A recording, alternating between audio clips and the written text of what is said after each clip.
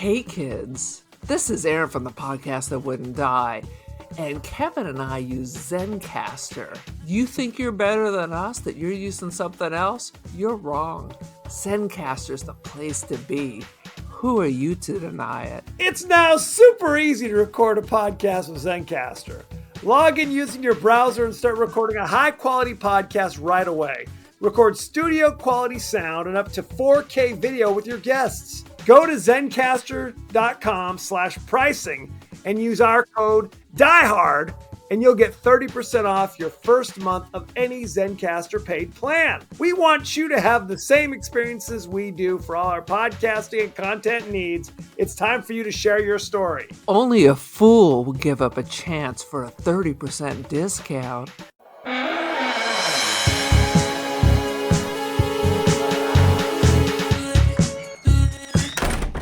Captain Stelmani, Homicide Squad. The book deals with a murder committed with an old-fashioned open razor. Wish I'd never written that book. Welcome to the latest episode of the podcast that wouldn't die. I'm your host, Kevin. With me, as always, is Aaron. Hello. This week, we're going back to Italy. Going back to Italy to discuss the Italian giallo classic, Tenebrae, starring Anthony Franciosa, John Saxon, and Daria Nicolodi. So, as you know, each week on the podcast that wouldn't die, we discuss guilty pleasures and forgotten classics of the horror and sci-fi genres with a comedic twist. Aaron, what's the latest with you? Well, welcome to the New World Order. Here we are. We're not talking about this. So I'm just going to surround myself in horror movies and just, not making any promises. I'm not moving anywhere. I'm just expanding my dating pool outside of the U.S. That's all. Bulgaria? Bulgaria. That's what I want. 100%. I want some Eastern Bloc countries. Perfect. What is it? Anyway. Mom shared something with me where it's like Sardinia is like giving away plots of land for like a nickel or something if you come and like build on it. I don't know. No? All these. Let me tell you where they're not giving it away. They're not giving it away in Florence. They're not giving it away in Rome. They're Fair. not giving it anywhere with a decent amount of time to the ocean. They're giving it away in old towns with no jobs and no industry that are basically just dying. Like their young people have left. So there's 1,000 TikTokers on that with, if it's $1 home, you're putting 200,000 into it because it's just shack. Oh, of course. Yeah, there's no free requirements. You can't fix it up and sell it. There's a lot of requirements, but I mean, I've seen it basically on like House Hunters International, where they just buy the shanty shack and they have to find someone who knows because everything's different here. Real estate's different there. Finding builders. How are you going to talk to your contractor in your remote village? Do you think they speak English in your remote village? No, they do not. That's fair. These are all important questions. Does your house have plumbing, electricity? There ain't no damn Wi-Fi. That's for damn show. I mean, the ones I saw, they're not beautiful. It's you walk into the kitchen.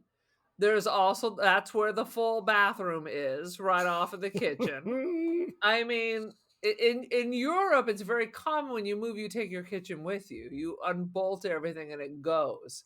So, I mean, these are very small places, but, and there's no Sears up on the hill. They deliver. I don't know. Exactly. I remember sitting in Italy watching the ads on TV while I'm having my breakfast. I was like, it can't all be handmade custom furniture for $10,000 or IKEA. I just didn't see, like the middleman. Like there's all these like Ashley's, which is not that much better than IKEA, but you know what I'm saying. I do. I didn't see a lot of that. Fair. This is hilarious stuff, by the way, that we're discussing. So much fun. Much fun. Not saying, would I live in Italy? Well, maybe if I was rich, but I'm not going to be poor in a foreign country.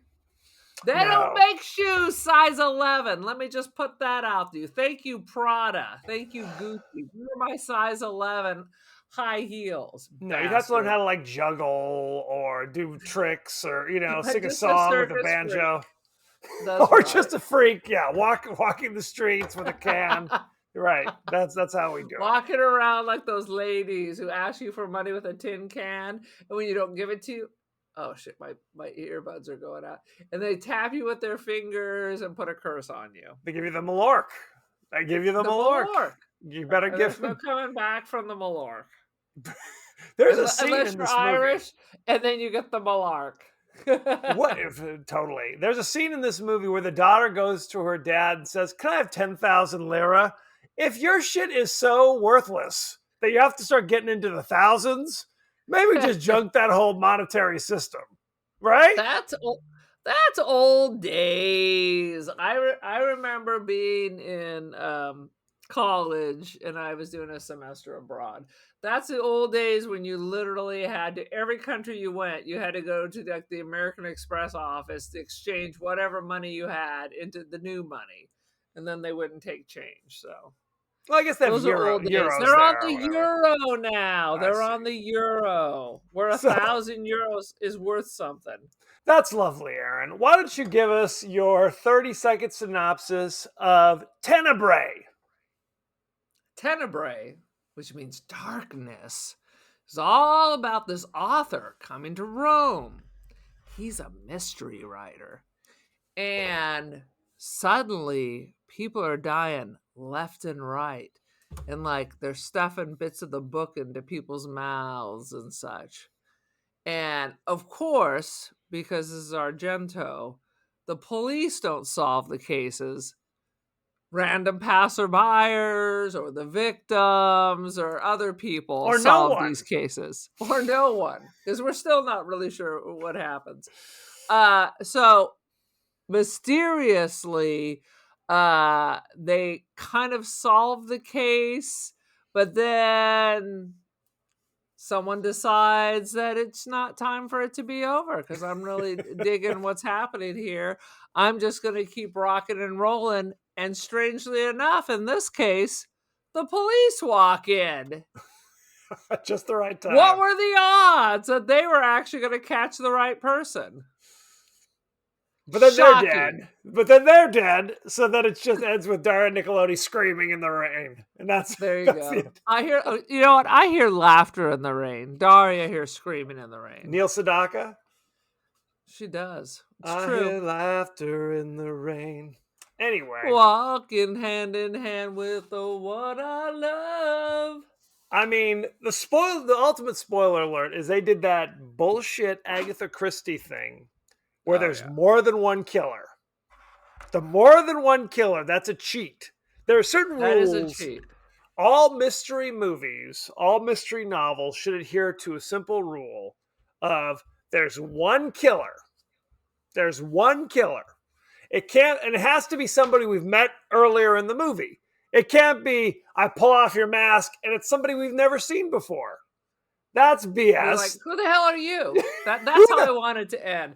Who the F are you? What are you doing here? Right. I'm just I've a never serial seen killer. you before in my life. 100%. Yeah. So that's strike one. It has to be somebody we've met earlier in the movie. Number two is one goddamn killer. You can't switch the killers in midstream. I think that's BS. I don't appreciate it. So there you have it. Correct me if I'm wrong. We're just Please. going to cut right to the penultimate moment, where we see a guy in his groovy condo. Yes. And he's backing up, and you hear someone say, "I did it. I killed everyone." Correct. With a crazy voice. With a crazy voice. It was me all along. And then later on, in a flashback, you see the person getting killed saying those words, wherein before you did not see that. Well, what the hell was that? Yes. I wonder if, because they don't have a close up on the person getting killed. It's kind of distant. So is it possible the person kind of said it in a non-demonstrative way? I say no, Because you see his face and you hear the voice, and you don't see that mouth a flapping. Okay, let's You pause mean on like, this. is he a ventriloquist? Is that what you're asking me? It's that Anthony Hopkins ventriloquist movie from the 70s, which Am we I also have to do. wrong, or was I on TikTok for that moment? Am I No. wrong? Did you see him say those words? Well, number one, I've seen this before.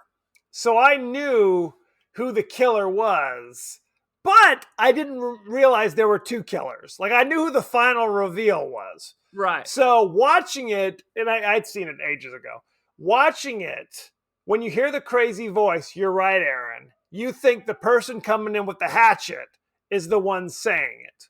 And it isn't Right. until the teenage Johnny is driving back going, wait a second.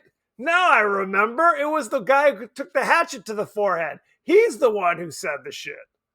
So we're just claiming this is an unreliable narrator situation. Like, I had a stroke and I reversed where the speaking came from. Like, he hallucinated it.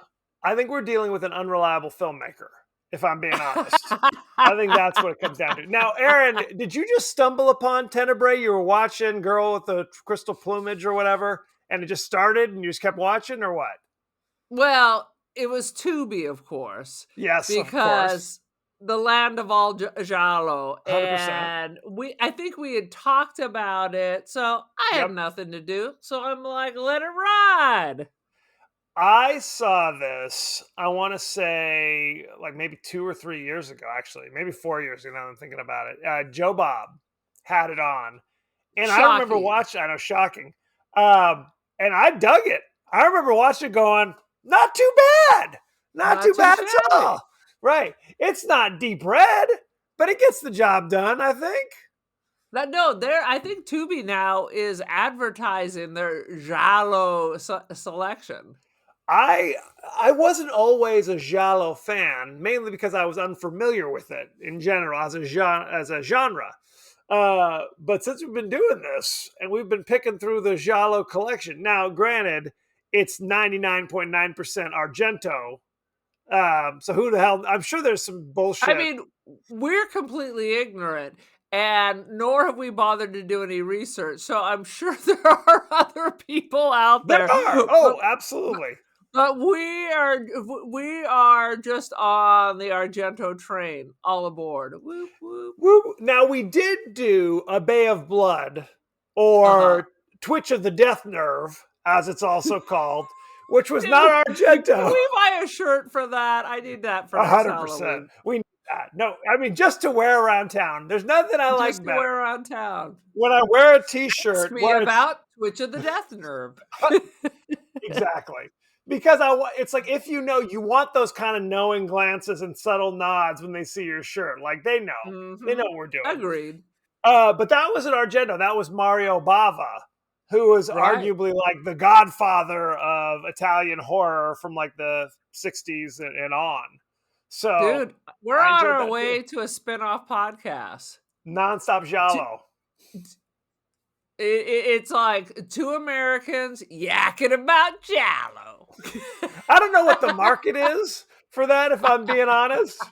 But I'm the market is once again you and me. Because Fulci, we talk about Fulci. Fulci doesn't. He did some Giallo. Now, generally, we don't talk about Fulci Giallo. We talk about zombies eating brains and things. His orgy of gore. Totally. Which there was quite a bit of splatter in this film, if we're being honest.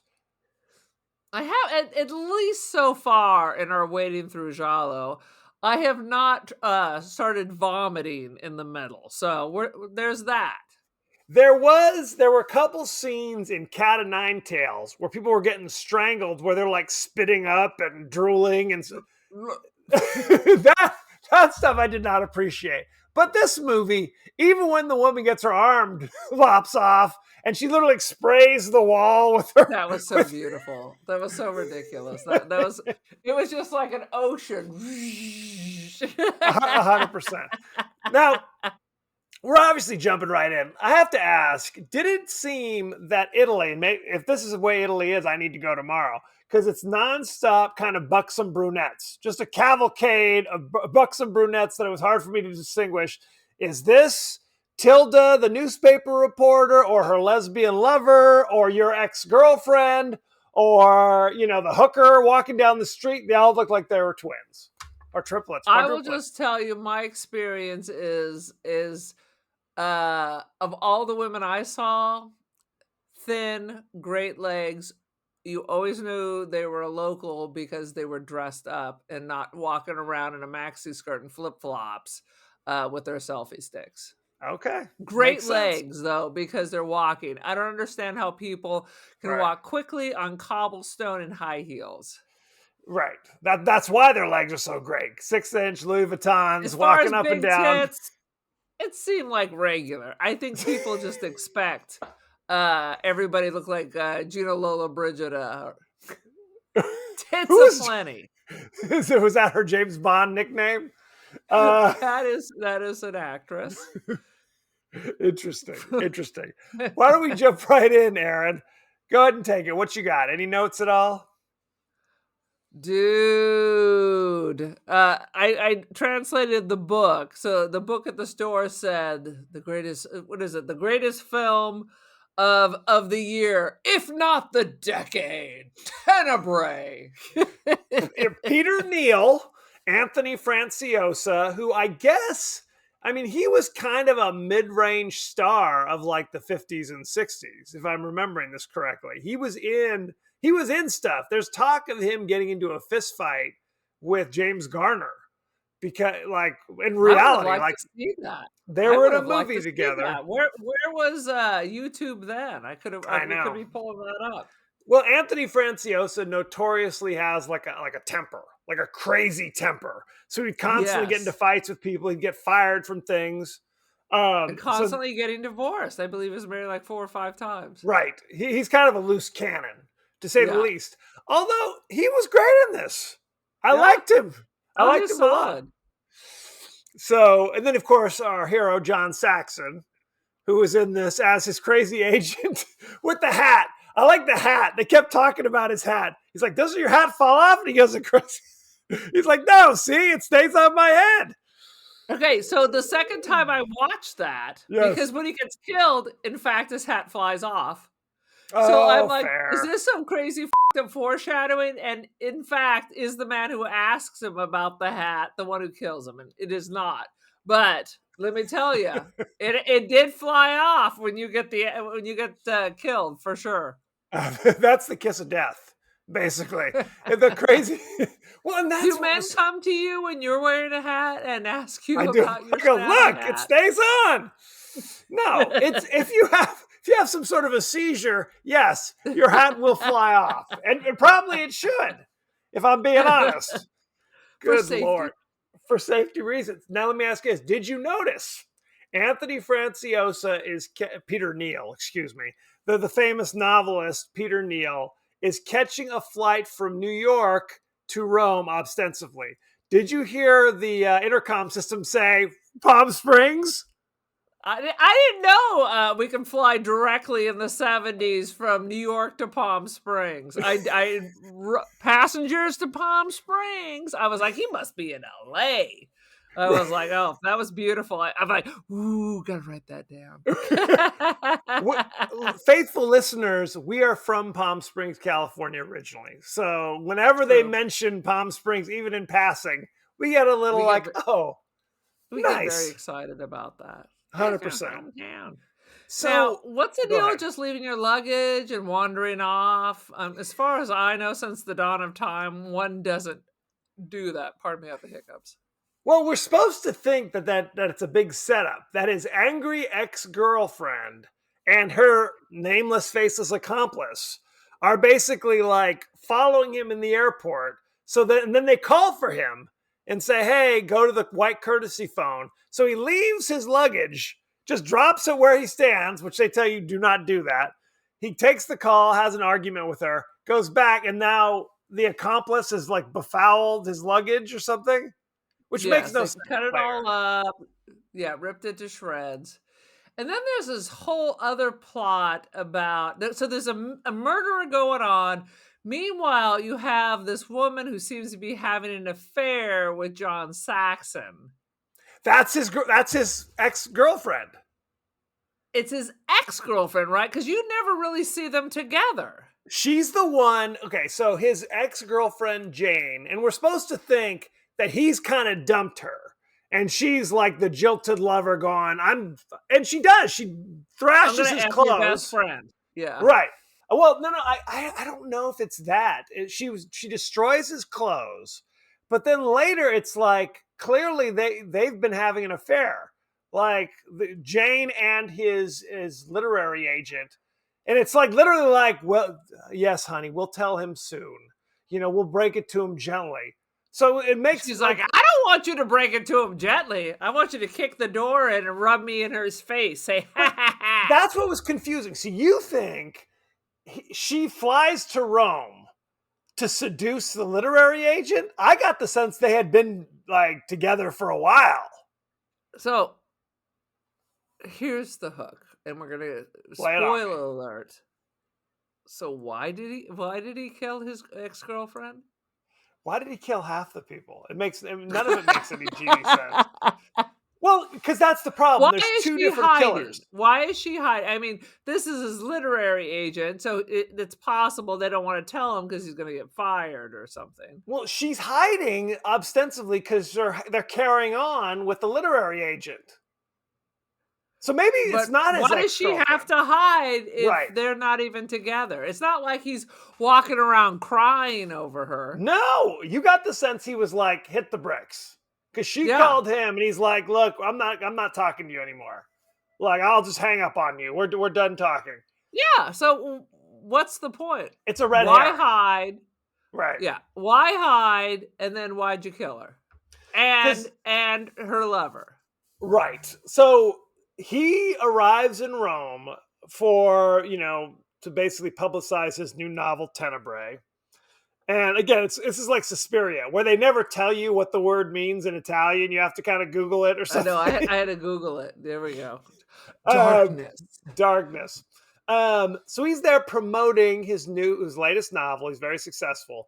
But someone keeps calling and kind of crank calling him, and you think it's the murderer, and I guess it is the murderer, but they suspect that it's Jane, the girlfriend, because they keep seeing her kind of running off down the road. And is that her out the window?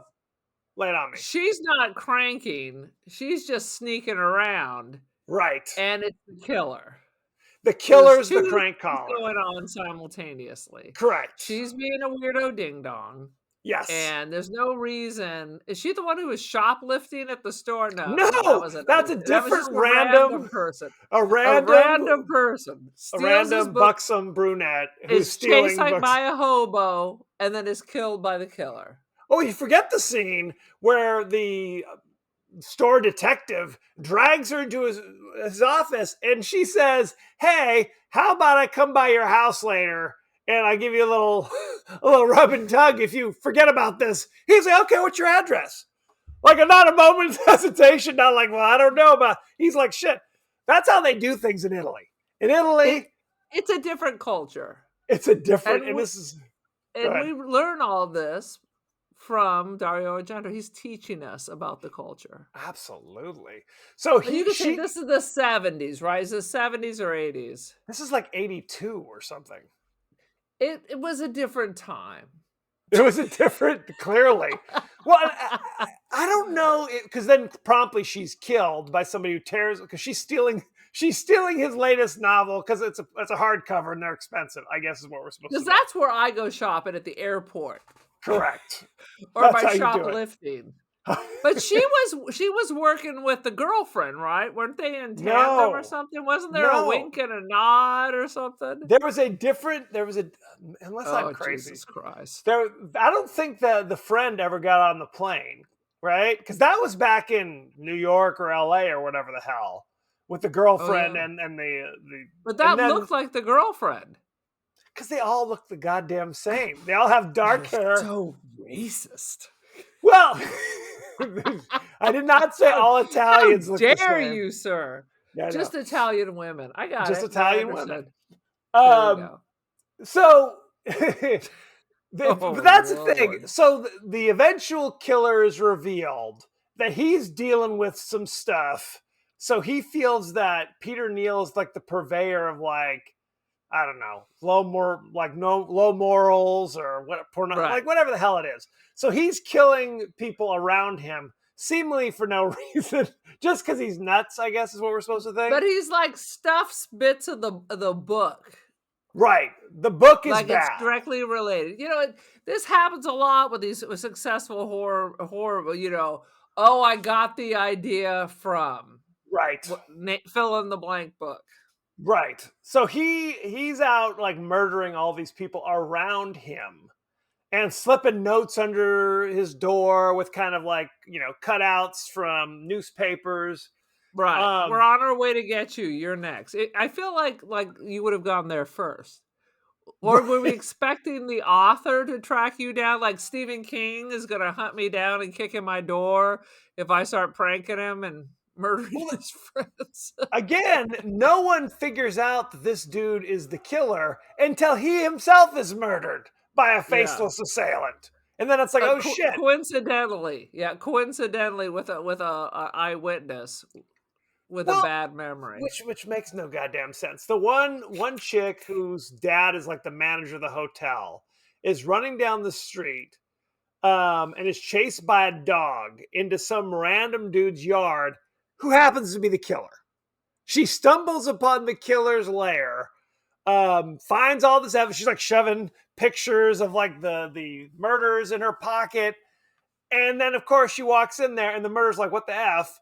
Chases Yeah. her and she's like throwing the evidence all over the street. I give up. She gets murdered.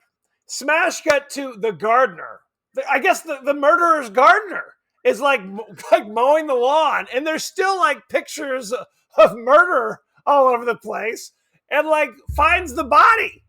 And he's like, I don't He's know if he just calls like the cops. grinding it up with the mower, just grinding it up It as he was like goes. I thought he was sinister. going to mow right over her.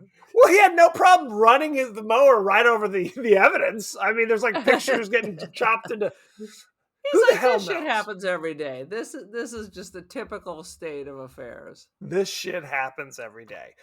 Now there's a scene earlier in the movie where he's meeting with the local press, talking about his book, and this girl, who I guess he's like a friend of her family or something. It was very strange, but she's also like the top literary reporter of the latest lesbian rag or something. I don't know what the issue was, but she was very much like, what's up? You are misogynist. Your work is misogynist. It's sexist. It's blah, blah, blah, blah, It blah. was so fucking random because he's like, I've known you for years. What the hell's going on here? It He's like, was. what? He took it in stride. He's like, what? What do you mean? That's weird. I've never thought of it. Evidently, that is, he's basically the Argento surrogate in that movie, in that moment where people have kind of cast that upon him, that the women are, there to be victims, they're there to be That's like deep, their bro. boob That's out. deep. You're That's what right. they You're right. say. That's what they say. And then, of course, she's murdered not long later. By her murder makes no sense either. I guess. Does this mean did Dario perhaps murder Daria right after this? Is he just laid it all out? Were they divorced quickly after this movie? They were never married. Never Ooh. married. And this movie was, I think, like the end of their relationship. I think she was supposed to Boom! play. He's laying it right out on the table. This is some Yes. Woody Allen shit. It was. Now, she was supposed to play a different role, like a smaller role. And the American actress they'd hired dropped out at the last minute. So she had to step in. Frankly, this is the Daria Nicolodi role.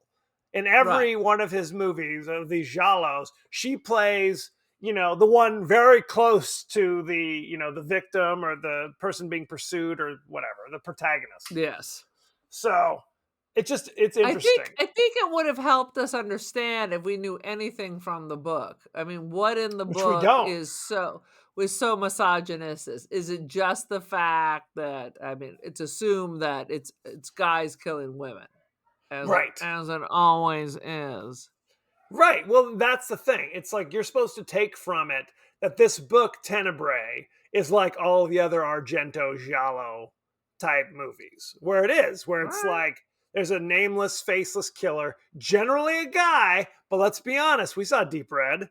Killer, Deep not a guy. Red, not always a guy. Not always a guy, but you're right. It's But like they will good. have dark gloves on, no matter what the sex is. That's a 100%. guarantee. Leather glove, right? They're not putting like rubber gloves on. They're always like No. kind of fashionable Italian They're black going leather. full OJ. Full Yeah. OJ. If the glove don't fit, you must have quit. Must have quit.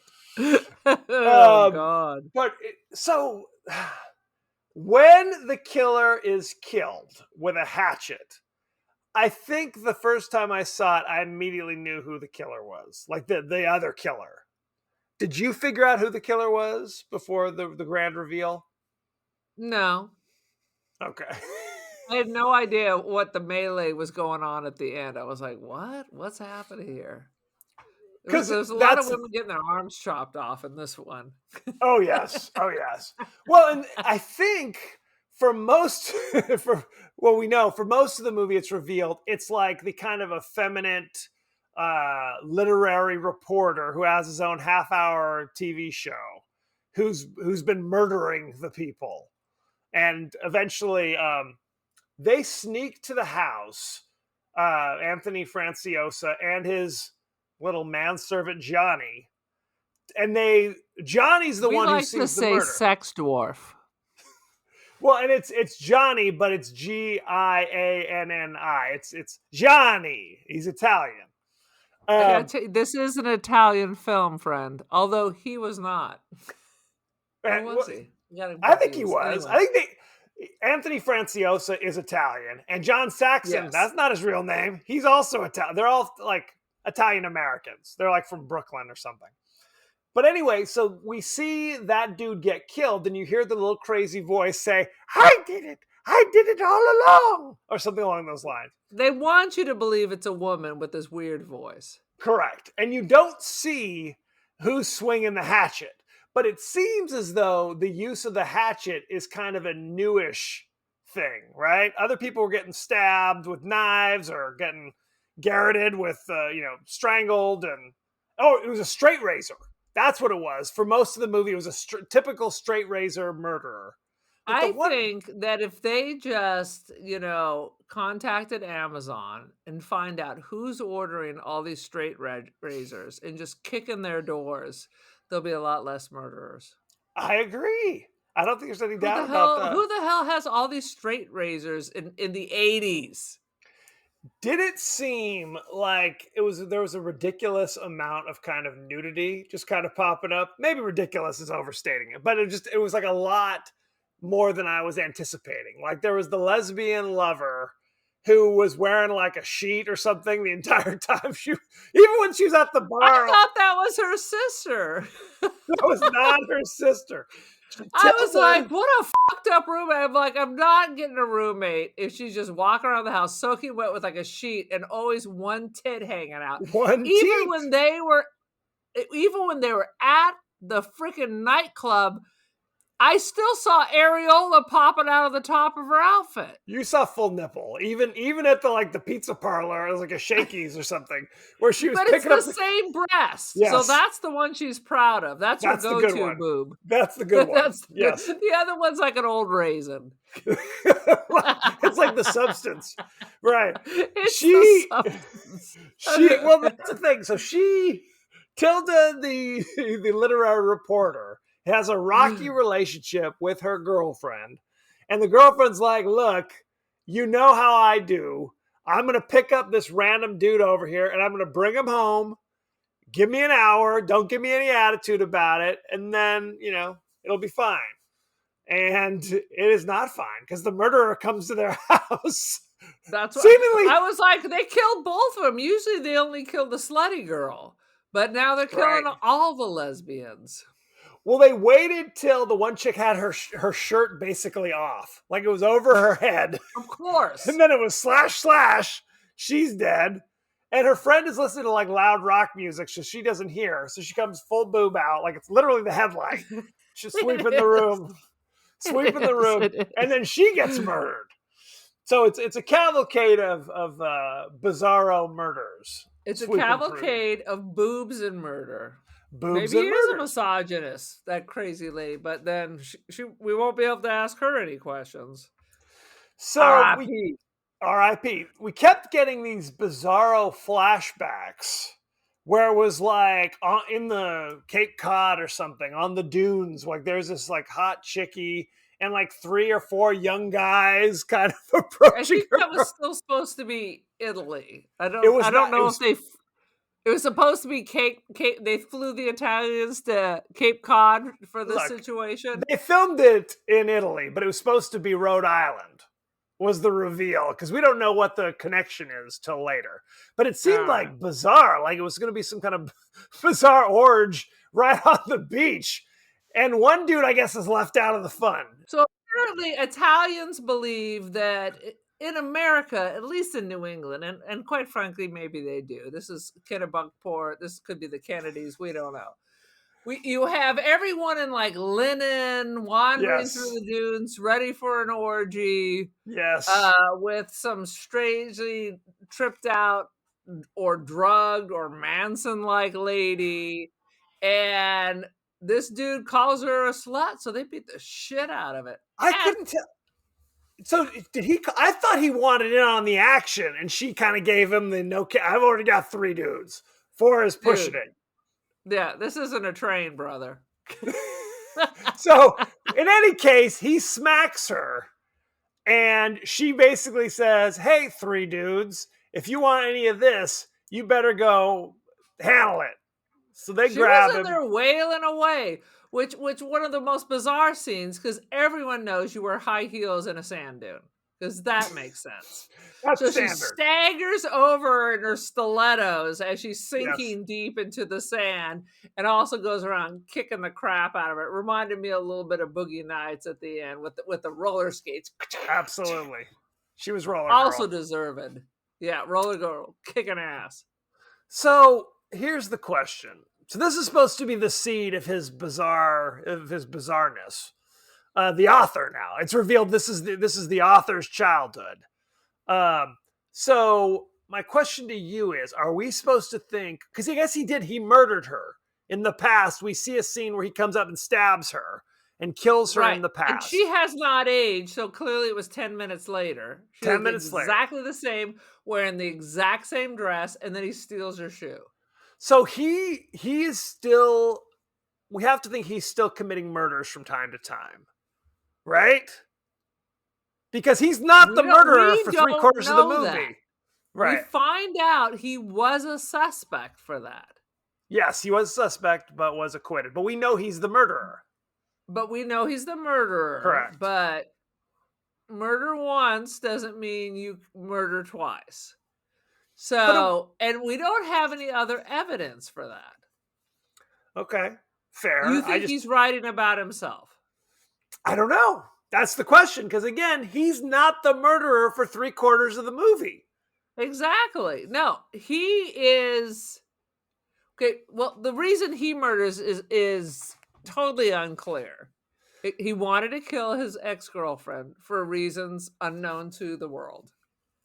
I think you're right. You're right about that, because it's like it goes from here's this weird serial killer who's killing people who like the book or who are living what he would think to be like a deviant lifestyle or whatever. That's what we're supposed to think about that. That's what the serial killer was doing. Correct. So Anthony Franciosa, who we don't see, picks up a hatchet and murders that dude. Takes the hatchet to his forehead, but then claims, "Oh, somebody bonked me on the head." So he brought some like fake blood and squirted himself on the head. There was chunks of brain on that rock. If you go to that scene, it's like cottage cheese and blood. I was like, How So he was hard really they hit you, selling it. brother? He was really. He was like, not quite juicy enough. Let's take a couple more whacks at that. Absolutely. So then, when that dude is dead, there's like 5 more murders in this movie that he's all responsible for. Right. And it seems to me he murders Johnny because Johnny seemingly is starting to think about putting some things together because he was there when the dude took the hatchet to the forehead. But That which is is kind correct. of there's a crazy scene in retrospect where Johnny is so upset about what he's seen that he almost gets into a car accident. And they cut to Anthony Franciosa's face, and he's kind of like, whoa, doing kind of a comedic mugging like he's Bill Cosby or somebody. But he kills that dude 5 minutes later. He murders young Johnny by strangling him to death. So So his murders are all premeditated. He knew yes, he figured out who the dude was, and yes, this is why it's premeditated because he didn't call the cops. He killed him and just kind of right. got rid of the body and thought, okay, so now that's step 1. Now I can pin everything else on this. Correct. But He tries to solve the mystery. Murder seems exhausting and difficult. It seems unnecessary. Like the fact, And it's unnecessary. But even if you wanted to murder someone, it seems like a lot of work. it does. Well, then And it's the not like odds are that you're going to get killed are pretty high too. he doesn't like hide any of the bodies. He just leaves the shit where they lay because he figures this is Italy. They ain't solving shit. Is that basically his attitude? Just close the doors and lock it up. But I mean, even if you're wielding the axe, there's a good chance you slip or fall. I mean, it just sounds like a terrible idea. Well, did he kill the killer because he was fucking with him? He was like, he kept leaving me notes, so now I'm going to hunt him down and murder him. Is that why? Or did he murder just to stop him? I mean, nobody in these now movies he's a hero?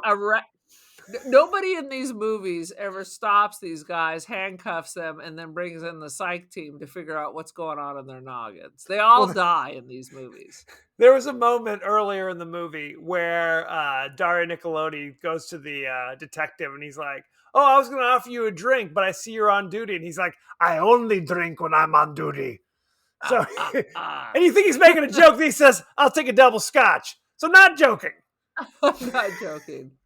This is good scotch. I didn't see any police drinking, but to me, I thought it was very weird to see police officers just openly smoking as they're walking around. That was kind of a weird thing. Well, number one, it's Italy. They're smoking in the hospital rooms and shit. It's also kind of a sign of the times, though, where it's like there was a time where you'd be in somebody's house and just pull out cigarettes and just start smoking. You wouldn't ask, Everybody's hey, smoking. do you mind? No, people didn't give a shit. They're like, please. Restaurants, I smoke anywhere. Why not? Anywhere. You're in a nursery, children crying, you're lighting up. Yeah, it was a whole thing. It's a whole thing. I smoke the menthol because it cools the throat. Oh, God. So he sets about murdering the dude, the killer. Then he kills Johnny because Johnny's starting to get too close. And I guess now it's like, well, I know my ex-girlfriend and my literary agent are banging each other. So now I'm just going to kill them. And he murders the freaking literary agent in a busy square in Rome in front of 50,000 people. How's he get away with that? That was pretty, and that's where we had the infamous scene where his hat, in fact, did fall off and spin around. and then spin around. But the most amazing scene is, we've talked about it briefly, the girlfriend is sitting there at the table. Whose house is she at? Who knows? She's at some random house, has a gun in her hand. Where'd she get a gun? Did she pack it in her bag? Perhaps. And she's just sitting there. Europeans don't tend to have a lot of guns in their houses. The hatchet comes through the window. Chop, chop. Arm lopped off. Spray, spray, spray. Good grief. And she's painting the walls red. That was some good armpit and sprain. Yes, yes. It was like The Substance once again, where it's just a limb goes and then it's just a fire hose of blood splattering the world. Which we expect in a good Argento film. Yes. Or / Quentin Tarantino film. Absolutely. And then that just becomes a bloodbath. He thinks, and his assistant's walking in the door. And so he stabs her, chops her in the back with the axe, but it's not her. It's the female detective. So she takes the hatchet to the back. So now it's like, we know who the murderer is now. This shit's real. Right. Because the bodies are dropping. Now he's effing up, which is what I was saying, man. Normal people, they care whether they F up and have to go to prison. Absolutely. If you're just like some kind of nutball spree killer, I mean, you're not that worried. And then the most preposterous moment of this movie is where he takes the straight razor and proceeds to slice his own throat while making a crazy face. Ah! He chops it, and they just leave the body. They're like, oh shit, well, that sucks. Let's get out of here. And they walk back in 5 minutes later. He's gone, and there's the straight razor. But of course, it's like a prop straight razor. Heretofore, like never you would before order mentioned. Out of Boys Life magazine, so it squirts out. Just like you'd order out of Boys Life magazine, because that's what they have. Fake straight razors that squirt blood. Why would he, like, why does he suddenly have, like, is he the Phantom of the Opera with just like a bag of tricks that good thing I brought my fake straight razor with me. He has one of those very large man satchels with the various tools for murder. It's like Felix the cat. 100%. Felix the cat. So then the cop gets murdered. The male detective takes an axe in the back because he's not paying attention. Because literally he looks around the room. Dude's nowhere to be found. Then he's sitting there going, And then you see the killer just stand up right behind him. Where did he come from? Yeah, that was a good shot, too. It was a good shot if you accept that. Was there a trap door that he just jumped out of? Did he crawl out of the cellar? Where the hell did he come from? I like to think there was, in fact, a trap door. There must have been. And so there's 3 more bodies on the floor. Anne's trying to come back in because she goes, hey, detective, what's going on in there? And forces the door open. And some bizarre modern art, again, never before referenced, never before seen again, impales the dude. Ah! I was watching this and Becky's trying to sleep behind me, and it's just 5 minutes ago. I eventually turned it down. I was just throwing a shoe at me. I have to say, I don't think this is the first time we've seen someone killed by modern art in an Argento film. Well, remember in The Abominable Dr. Fives, there was a guy killed in the with the brass unicorn impales him through the door. So there was that. There is a precedent. But then he's been murdered. So he's screaming because he's been impaled. And then it cuts to Daria Nicolodi out the door, also screaming. So now it's a chorus of just screams. Ah! Ah! Ah! Ah! Credits roll. Yeah, fade to black. Fade to black. Good stuff. Oh.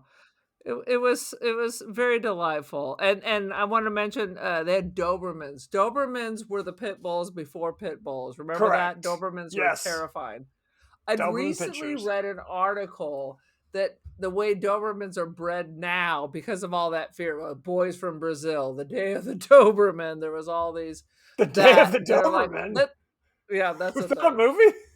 That was a movie. Making up some shit. Maybe. First it was Day of the Dolphin, then there was Day of the Doberman. Gotcha. Okay, fair. So now they've been bred, so they're like lap dogs now. Oh, good. Well, that's good. But do you remember that Heather's dad had Dobermans?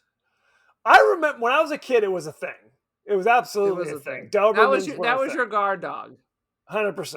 Yeah, with like a spike collar or something like that. You're right. Suddenly they don't exist anymore. You never see them. You never see them. And it's all pit bulls, like you said. In Bakersfield, everything is either a pit bull or a chihuahua. I'm waiting for them to cross. where you What have would a that be? chihuahua that just grabs at your nads and can't let go. It just locks. Sounds delicious. Anywho, any Imagine it's delicious. magically delicious. Any last thoughts on Tenebrae? Did you know Teresa Russell was the dub voice for Daria? I heard that. The Daria Nicolodi, I mean, she's in all of his shit. And I guess they still had to bring, because that's the weird thing about this movie. And frankly, all of Argento's movies. When they make them for the American audience, very rarely does anybody have an Italian accent. Like the detective has an Italian accent. But like the guys working on the elevator are British for some reason. They all have British accents. Randomly British. It's like that's There's a lot of randomly British people. Yes, right. Then you're like, because you meet all these characters and they either have American accents or British accents, but they're supposed to be Italian. So who the hell knows? It's okay to have a few accents in there, I guess. I don't know. Makes no sense. Well, because they're all speaking their own native language. It's not Correct. that they have accents. Correct. When they film it. So, I mean, you're saying that the dub people should have accents. Oh, and there were definitely times Anthony Franciosa was like, he like waited just a little, like a beat longer, because the guy's speaking to him and he's just like, I don't know what the you're saying, but I guess you're done delivering your line, so now I'm going to respond. There's a lot of that going on. Anything else? Yeah. I don't know how you even respond to that. There was one scene with all the fancy hookers. I For thought no that was reason. very interesting. For no reason. For no reason, except for some cat calls. But I thought they were dressed very nicely. Usually when I see them when I drive to work, they're looking a little rough. These ladies were dressed for the disco. It's not Julia Roberts, is what you're saying, on the side of the road in Bakersfield? I hate Julia Roberts. Oh, shit. Shots fired. Anything else? Any other notes? That's it? Nah, that's close enough. Let's go behind the scenes, shall we? Oh, I have one more thing to say. There's a remarkable number of... Oh, no, I forgot what I was going to say. Talk. A remarkable number of... Okay, behind the scenes. I had it. I lost it. I'm having you continue. The impressive 2.5-minute crane shot that encircles Tilda's house took 3 days to be completed. American distributors wanted the shot to be cut from the film for U.S. release, but Argento refused. Boom. I say no! Right, because again, Tilda's not that important of a character that they're doing like a 20-minute, the camera's circling the house and going through the window, and then she's dead 5 minutes later, and it's like, okay, who cares? There was a lot of weird crap, like, I hear someone in my house. I'm going to take off my shirt and investigate. Which is what people do. You said... Wait, what is that? Hang on. Got to get this shirt off first. The word tenebrae is a Latin Italian term meaning darkness or shadows, as you said. Look at that. Reportedly inspired after director Dario Argento was stalked by a fan. Oh, yeah, I did hear that. Yeah, it's real. Director Dario Argento called star Anthony Franciosa one of the most difficult actors he's ever worked with. Tell me more. That's all I have. Because he's a pain in the ass. Why? He's Italian? Damn it. I wanted to hear a story. Such as he got so angry he threw the script down, took out his dick and peed on it. Yes, 100%. Christopher Walken was considered for the lead role. Oh my God. That. I wish that would have come true. Wait, it's not too late. Christopher Walken, still alive. Dario Argento, still alive. Some of the members of Goblin, still alive. Anthony Franciosa, not still alive. John Not so Saxon, much. not alive. Unused music from Goblin's Dawn of the Dead score plays in the background of scene where Tilda and her girlfriend argue. So there you go. Perfect. Recycling. Let's see. The girl with the red shoes in the flashback was played by a transgender actor. Woo. That's interesting. That was pretty That is a shock. She's gorgeous. She was a gorgeous lady. So good on her. Interesting. Yep. Let's see. So then, but if she wasn't portraying a No, she wasn't. transgender, okay, Was not. continue Just on. let's see. In the film, the lesbian journalist Tilda harshly criticizes Peter's work. Women are What? Why do we victims know she's a lesbian? because she has a lesbian lover, and they argue in the Oh, the that's right. I shaping. thought it was her sister or her roommate this whole No, time. you keep thinking that. Well, they're very close friends. I think is what lifelong friends. Her criticisms are women as victims, ciphers, male heroes, and macho bullshit. These are all actual comments from film critics have made about the supposed misogyny in Argento's work. So there you go. Yep. Well-known Italian giallo and horror directors Michele Soavi and Lamberto Bava both appear in this film. Just in the background. Shit! Where was Bava? Lamberto Bava, I think he was one of the elevator repair people, if I'm remembering correctly. Damn it! Yeah, it's like Sleepwalkers with all these, all these. But let me tell you one thing: elements. this is not like Sleepwalkers. This is so much better than Sleepwalkers. Yeah, you're telling me. The film ends with a non-stop screaming of Dario Nicolodi's traumatized character. The original idea in the script was for a single short scream. Nicolodi decided that's it. She decided to channel the frustrations of her personal and professional life into a prolonged scream. Argento was surprised, but he decided to keep that genuine scream in the film. All right. There you go. Let's see. The distant flashbacks that take place in the Rhode Island beach are a tribute to American mystery film Suddenly Last Summer. So there you go. Did you ever see that with Elizabeth Taylor? No. Ava Robin's white clothes in the flashback scenes are reportedly based on Elizabeth Taylor's white clothes in that film. So there you go. Okay, if only Elizabeth Taylor was in this film, then. If only. Daria Nicolodi was reportedly reluctant to have an acting role in Tenebrae. She had had a previous romantic relationship and working partnership with Dario Argento, but had vehemently argued over the writing credits in Suspiria. So she felt like she had made a writing contribution to Suspiria and did not get her just desserts. And that misogynist, yeah. Absolutely. Now, is she Aja's mother? She is. She's Aja's mother. They were together for a very long time. They were. This was like by the end of their relationship, though. Let's look at the cast and crew, shall we? Let's see.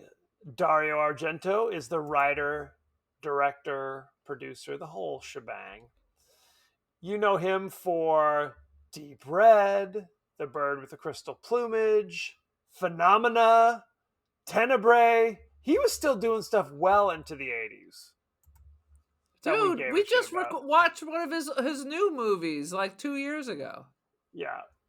Okay. He's still rolling. He's still doing his thing, but into the 80s, we still cared, I guess is what I'm trying to say. Oh, how dare you. Anthony and we'll watch his next one. I'm just going to put that out there. Christopher Walken. Anthony Franciosa played Peter Neal. You know him from such things as Tenebrae, A Hatful of Rain in 1957. He was in 1996 City Hall. That's a John Cusack movie. And Unfamiliar. 1957, he was in A Face in the Crowd. You know that one. These are all popular things that he did. Yeah. Let's see. I'm trying to look for people that we might know. John Saxon. John Saxon. He was in The $6 Million Man. At least for one episode. John Saxon played Bulmer, which is, I don't think that's a real name, but okay. He was the literary agent. You know him from A Nightmare on Elm Street in 1984. Yeah. Enter the Dragon with Bruce Lee in 1973. Black Christmas in 1974. Yeah. A New Nightmare playing himself in 1994. He was playing John Saxon? It was kind of a meta film where the actors from the original Nightmare on Elm Street came back to discuss, and weird shit starts happening. You know, every time you say meta now, all I'm gonna think about is what's his name at the inauguration. MetaQuest. Daria Uh-huh. Nicolodi played Anne, who I think she's supposed to be American. Don't you think in this movie? No, is she? Anyway, who's to I did say? not get that impression. Well, she had no accent, so her name was Anne. Yeah. She was in Phenomena playing Frau Bruckner in Not 1985. Frau Brucke? Nope. She was in Deep Red, Tenebrae, and something called Property is No Longer a Theft, which seems like a poor translation. It does. I bet it was called something else, somewhere else.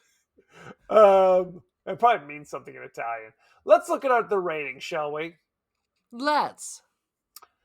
Tenebrae currently has 81% on Rotten Tomatoes. Boom. Do you know what Fair. the audience gave it? 89%.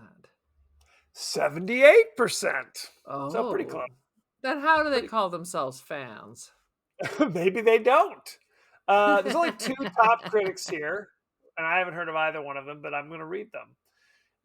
Jeff Andrew from Time Out says, unpleasant even by contemporary horror standards.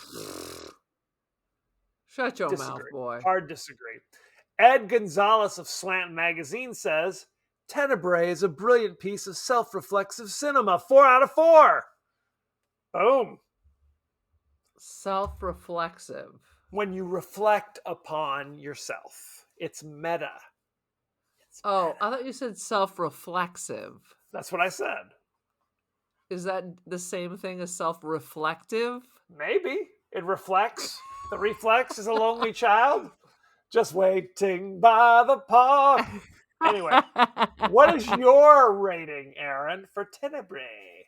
Dude, I'm just going to give it 3.5 warm hugs to Dario Argento, as one does. As one does. Pay to Caesar what is Caesar's. Absolutely. As they say in Rome to this day. I would say that's probably about right. I'd be a 3.75. This is one of my, now I haven't seen all of his work, but I would probably reach for Tenebrae more than maybe some other things that I've seen lately. So good on Tenebrae. If you haven't seen it, check it out. Check it out. Check it out. It's got that good. Go ahead. Suspiria is still my favorite. Not Deep the reimagining. Deep Red may be my favorite, but I think maybe that's the difference. Tenebrae does not have a lot of scary moments to me. I'm not like afraid of anything that's happening in it. Whereas Deep Red had unsettling moments in it. So I would say Deep Red's probably not my number one, but Tenebrae's up there. So there you go. I enjoy Deep Red nonetheless. Any other thoughts and feelings about Tenebrae? I only wish I could wear big dark sunglasses. That was my plan for this review, but I forgot. It happens. It happens. It was a thing. All the men were wearing like Foster Grants, like MacArthur glasses, and all the women had the nice giant dark sunglasses. That's how they do it. They're very fashionable. Mm-hmm. Very fashionable. Anywho, thank you very much. We are across social media. We're on Blue Sky. We're on Threads. We're on Insta. Aaron, are we still on TikTok these days? We're on TikTok. I'm about ready. I ditched X. I'm on my way to give Threads the boot. So Blue Sky, maybe? I don't know. Who's to say? I don't know if I have the attention span. But we're back on the TikTok. TikTokaroonie. Trump, who started the whole thing about banning TikTok, is now the one who's going to save TikTok. Of course, fascinating. But quite frankly, I think they should kick it off because it is like smoking crack. It is I would crack. imagine. It is. So crack. I've heard. So we're also on YouTube. So you might be watching us right now, our beautiful smiling faces. So we are. You can also email us, the podcast that wouldn't die at Gmail. We are on Apple Podcasts, Spotify, anywhere the finer podcasts are available. So don't forget to like, share, rate, and review. Won't you? Won't you please? Aaron, what is your social media situation? I got some art on Artsy and First Dibs. Aaron Doherty, check it out. Otherwise, I'm on the gram. I am the cult of Aaron. Join the cult. Beauty. Boom! As you know, we like to include the thoughts and feelings of our fans across the social media landscape. Aaron, Oh, what you God got? damn it. This is the Well, time for improv. What do you it's time got? for. Well, during the great blackout of TikTok, some of our more interesting European fans wrote in begging us to record the Japanese classic House. And that's what we're going to do, kids. That's a Yay! bit of a spoiler alert. My word! Yes, we're not talking about the William Catt film, which we've already No. discussed. Although you should go back and listen because it's a damn hoot. It is A good hoot and a times. holler. That's the one where we talk about Ruby Don't Take Your Love to Town and Coward of the County. Oh, God. So, No, this again, is something that rolled up on my TikTok and looked absolutely Japanese frightening. So I don't know anything about it. I've done zero research, but people have suggested we watch it. So it's 1977's House. It's a Japanese film. And if you're interested, you can watch it on Max. Max. I Or love not spending $4. that's good stuff. Or if you're a member of the Criterion channel, you can also watch it there. So check out House. If you see the guy from Greatest American Hero, it's the wrong house. It is It's a different not to be house. confused. It's a different house. So check that out. Send in any favorite scenes, favorite quotes, comments, and questions, and we may talk about it on the show. So, thank you very much, and be well! Be well, my friends.